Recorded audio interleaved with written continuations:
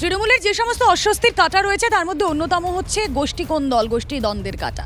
আর সেই গোষ্ঠী দ্বন্দ্ব নিয়ে যদি কথা বলতে হয় তাহলে নজর রাখতেই হয় বীরভূমের দিকে।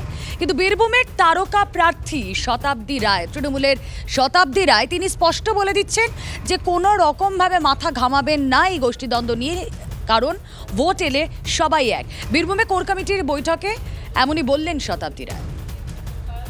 ওটা নিয়ে ব্যস্ত হবে না, গোষ্ঠীদ্বন্দ্ব নিয়ে। ওটা একটা তৃণমূলের মানে সিলেবাসের মধ্যে পড়ে গেছে, কিন্তু আবার ইলেকশন এলে সবাই আবার এক হয়ে ভোট করে।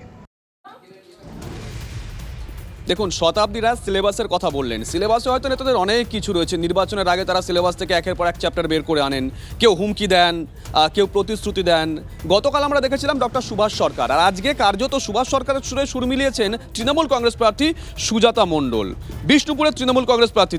তিনি বলেছেন লিড দিলেই বুথে জান লড়িয়ে দেবেন, আর লিড না দিলে কোনো কাজ হবে না। তিনি বলছেন ক্যামেরার সামনে বলছি, মিডিয়ার সামনে বলছি। দেখুন কি বলেছেন। যদি এবার এখান থেকে ভোট না আসে, এবার আমি একদম ক্লিয়ার কাট বলছি, তাতে মিডিয়া থাক যে থাক আই ডোন্ট কেয়ার। যদি এবার এখান থেকে যদি দেখি যে তৃণমূল লিড পায়নি, তাহলে সত্যি মাসি আমি তোমাদেরকে না, আমরা কেউই আর অভিযোগ শুনতে আসবো না। বাস্তব কথা একদম বলে যাচ্ছি, কোনো অভিযোগ শুনতে আমাদের কেউ আসবে না। তোমরা বিজেপির সঙ্গে বুঝে নেবে, কারণ এখানে বারবার বিজেপি জিতবে আর আমরা কাজ করব, এটা হতে পারে না। যে যে অঞ্চলগুলোতে বিজেপি লিড পাবে সেই অঞ্চলগুলো লিস্ট করে রাখবে, আর যেখানে তৃণমূল লিড পাবে সেই বুথগুলো লিস্ট করে রাখবে। আমরা যেখানে তৃণমূল লিড পাবে আমি সেখানে জান দিয়ে রাতের অন্ধকারও কথা শুনতে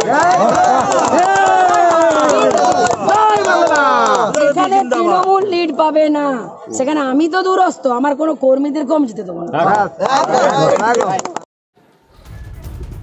দেখলেন তো সুজাতা মণ্ডল হেসে হেসে কি বললেন, আমরা প্রত্যেকেই দেখলাম, শুনলাম। পাশে যারা হাততালি দিচ্ছিলেন তাদের মুখটা দেখতে পেলাম না। নেতারা দেখেছেন কিনা জানি না সুজাতার এই বক্তব্য, পরবর্তীতে কি রিয়াকশন দেয় নজর থাকবে।